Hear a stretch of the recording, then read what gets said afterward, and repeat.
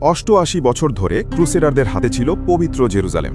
একজন মানুষ এসে সব উল্টে দিলেন, কিন্তু প্রতিশোধ নিলেন না। কেন জানো?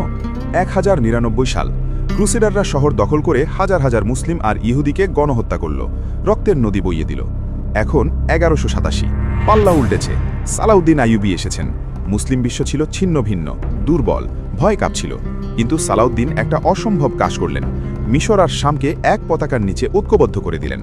এক অভূতপূর্ব শক্তি তৈরি হলো। তারপর আসল ঝড়, জুলাই 1187, ব্যাটেল অফ হাত্তিন।